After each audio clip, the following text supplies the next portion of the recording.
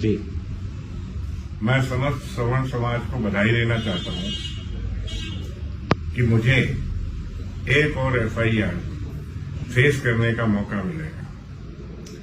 ये जो नई एफआईआर हुई है वो खड़कपारा पुलिस स्टेशन जिला थाने में हुई है महाराष्ट्र में। उस एफआईआर से ये और साबित करने का मौका मिलेगा कि वाकई में अंबेडकर क्या थे और क्या नहीं थे। इसलिए मैं उसका सहर्ष स्वागत करता हूं। मुझे ये भी ज्ञान में है कि अभी बहुत सारी एफआईआर मेरे अगेंस्ट पूरे देश में होंगी, लेकिन मैं उनसे कतई भयग्रस्त नहीं हूं और न मैं उसमें ये चाहता हूं कि किसी भी प्रकार से रोका जाए। ये एक दूषित राजनीति का खेल चल रहा है, जिसके तहत बिना किसी वजह के, मैंने कोई ऐसे शब्द नहीं कहे कभी भी कि जो किसी जात बिरादरी के विरुद्ध जाते हो। मैंने सिर्फ अंबेडकर के बारे में कहा है। तो अंबेडकर को या किसी महान व्यक्तित्व को महान कहना या बुरा कहना या गंदा कहना, ये मेरी वैचारिक और जो बोलने की अभिव्यक्ति है उस पर एक प्रतिबंध लगाया जा रहा है, जो मुझे संविधान द्वारा प्रदत्त किया गया है। कोई प्रॉब्लम जैसी बात नहीं है।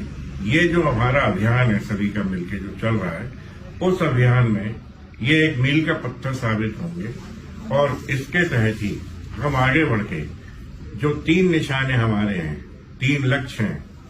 सर्वप्रथम अंबेडकर को खत्म करना, द्वितीय आरक्षण को खत्म करना और तृतीय सनातन की स्थापना इस भारत में करना। उनको हम पूर्ण कर पाएंगे और इन चीजों से आप बिल्कुल घबराएं नहीं। आप मुझे बस साहस दें, सहयोग दें। मैं 100% आपके साथ खड़ा हूं और बाकी सब ईश्वर पर छोड़ता हूं, क्योंकि वही सनातन की रक्षा करेगा और इसीलिए हम आगे बढ़ते जाएंगे और बहुत शीघ्र इन तीनों चीजों को समाप्त करेंगे। आप बस मेरे उत्साह को आगे बढ़ाते जाएं, यही मेरा आपसे निवेदन है। 70 साल से आरक्षण दे रहे हैं, कब तक दोगे? कितना आरक्षण? 50%। कितने लोगों को?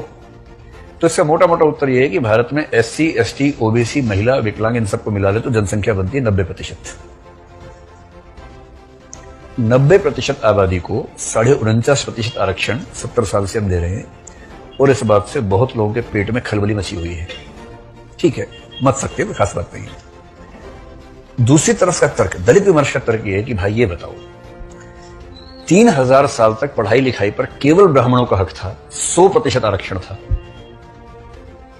3000 साल तक 100% आरक्षण, सारी पढ़ाई लिखाई। ब्राह्मणों की संख्या कितनी? 10%।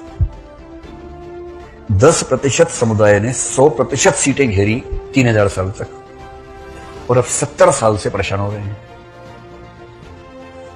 व्यवसाय की दुनिया में वैश्य समुदाय का लगभग 100% आरक्षण रहा, इस पर तो कभी नहीं बोला किसी ने।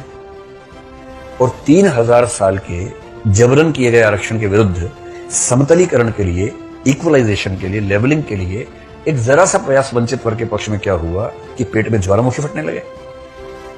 इतनी क्या बेचैनी है भाई? तर्क भी तो हो, खाली हवा में थोड़ा ना हुआ कुछ। हाँ, तब पढ़ाई का महत्व था ही नहीं। ओहो, क्या बात है, क्या बात है, अरे अद्भुत। अगर पढ़ाई लिखाई का महत्व नहीं था तो वर्ण व्यवस्था में सबसे ऊपर ब्राह्मण क्यों माने गए? तो सबसे नीचे क्यों नहीं माने गए? सोचना जरा। ठीक है, अभी हम बहस शुरू नहीं करना चाह रहे। विश्वास कीजिए कि इस मुद्दे पर हम 15-16 घंटे बहस कर सकते हैं और मैं आपको कन्विंस भी कर लूंगा, मुझे उसमें जरा भी संशय नहीं है। अभी तो मेरा पर्पस सिर्फ इतना है कि दलित विमर्श के एंगल समझें।